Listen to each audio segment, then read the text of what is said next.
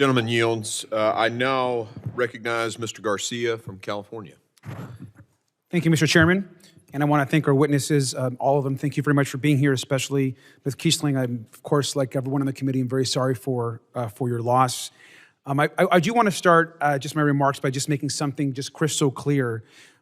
Democrats care about human trafficking and taking it on. We care about a safe and secure border. We agree that we need to prosecute and take on drug cartels. And we deeply care about the fentanyl crisis, which we know is happening. It's a serious issue taking on and really causing damage to communities across the country. But in listening to some of our colleagues here today, it's also pretty apparent that we also care about something that many of our Republican colleagues do not care about, and that's an orderly and humane immigration system. Now, I am an immigrant myself. I came to the U.S. As a young child, and I became a U.S. citizen in my early 20s. And I benefited from the last time our country actually passed an immigration reform system, which was actually over 35 years ago. And in fact, it was Ronald Reagan, a Republican president, who signed that bill that allowed me and my family to become U.S. citizens. So I appreciate that. I'm also a small group of members of Congress that are immigrants, and certainly on this committee. I like to say that becoming a U.S. citizen was the proudest day of my life. I know firsthand that immigrants like myself and like my mom, who cleaned houses and worked in clinics, cleaning clinics, are patriotic Americans. I consider myself an American patriot, and I also know that real patriotism, American patriotism, is actually about helping people. We also know that folks that are coming to our country are seeking help. Many are desperate. They're coming because in the tradition of America, this is a place where we afford the American dream to so many from across this world. And we are a nation of immigrants. And so these broad attacks that we're hearing today on immigrants today, I believe, is un-American. Immigrants are not all drug dealers, as some would suggest. And we also, as immigrants, agree that, of course, we need to secure our borders and have an orderly process at our border. And we want to work with our colleagues to also understand that our ports of entry are also places where fentanyl is clearly coming in huge numbers. But we also need to have conversations around drug treatment programs, mental health care, and access to care, none of which is happening today at this committee. And what I don't want to do is conflate asylum seekers with the flow of drugs.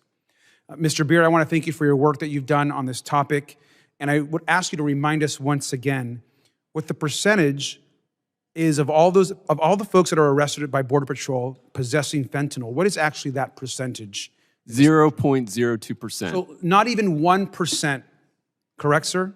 Way less than 1%, less than 0.1%. And I think that's an important point because you wouldn't know that by hearing from so many of my colleagues here, particularly on the other side of the aisle at this committee. And is it also true that 91% of drug seizures at checkpoints are from U.S. citizens?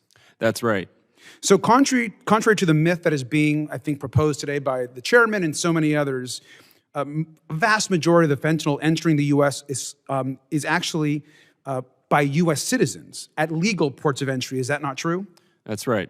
So, and Mr. Beer, consistent with your own research, I believe immigrants are also less likely to commit crimes in this country. Isn't that also true? That's right. According to the Census Bureau, immigrants, both legal and illegal immigrants, are half as likely to end up behind bars and convicted of crimes in this country than U.S.-born residents. And it's pretty clear that just listening to some of our colleagues today, you wouldn't know any of those facts to be true. All of that is actually true. It's documented. And I think it's important to continue to raise those, not just in this committee, but across the country. So thank you, sir. I want to note that the Biden administration has also fought for resources to increase a secure border. As we know this, to modernize our infrastructure, technology, support border agents, improve screening at our legal ports of entry. In fact, as we know, the infrastructure bill included $430 million for customs and border protection, of which most Republicans in Congress voted against. And so I think it's important that at this moment we work together to deploy these resources.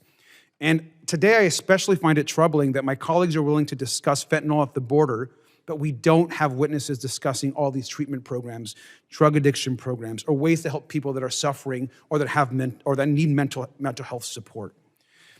This conversation in front of us in this committee is broken and wrong. The American people are being misled by many members of this committee, and in the process are demonizing vulnerable people including immigrants across this country.